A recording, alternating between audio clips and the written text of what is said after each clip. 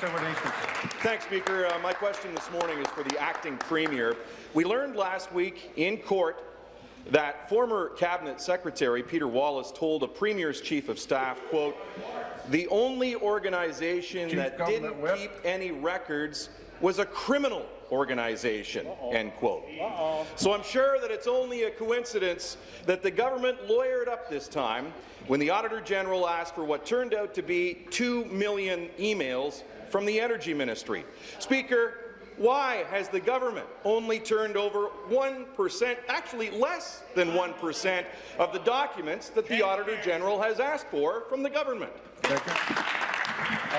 Minister of Energy. Thank you, Mr. Speaker. So when it comes to the documents they're asked by the Auditor General, we are in full compliance, Mr. Speaker. Since October 13th, we've provided over 13,000 documents, Mr. Speaker. And how did we get to that number? On top of all the other documents that all the other associations are getting to, we actually took the phrases that the Auditor General had asked for and recognized that there were 80 custodians of those phrases. And that were 40 phrases. That produced 2 million documents. Those 2 million documents were then reviewed to make sure which ones applied specifically to this ask and what was close, and that provided 145,000 documents.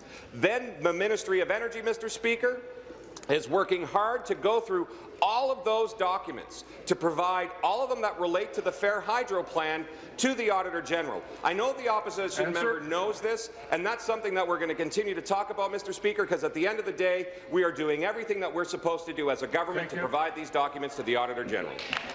Speaker, the minister just talked about a lot of numbers, and one thing we learned last week in the Auditor General's report is we can't believe a single number that this government brings forward any longer. All of their numbers are in a cloud of controversy. Speaker, the last time the government stalled and stalled and stalled on handing over the documents, do you remember how much that cost the taxpayers of Ontario? Over $1 billion.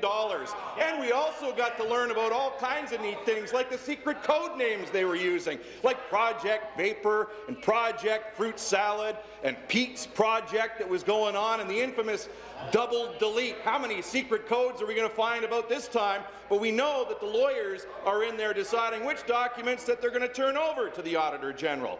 This latest electricity scheme is going to cost electricity customers in Ontario $4 billion. Speaker, this time the government lawyered up first. What are they trying to hide from Ontario now?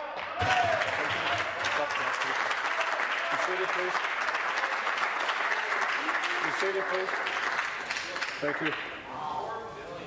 Minister. Thank you, Mr. Speaker. It begs the question as to what are they trying to hide, Mr. Speaker, when it comes to the fact that they keep talking about an idea that they may have had somewhere close to maybe a year ago that they might launch and talk about a plan that they might have. I know the only number that we know is we're getting closer and closer to 365 days before they would even talk about doing something for the people of Ontario. We, on the other hand, this government, Mr. Speaker, has provided another number that everyone knows, a 25% reduction on everyone's bills from one side of our province to the other. For those that live in rural or northern parts of the province, they will even see more, Mr. Speaker. But at the end of the day, we're making sure that we're acting, Mr. Speaker. We're acting for the people of Ontario with a clean system, an affordable system, and a reliable system. That's a plan that you can count on, Mr. Speaker, not like the opposition.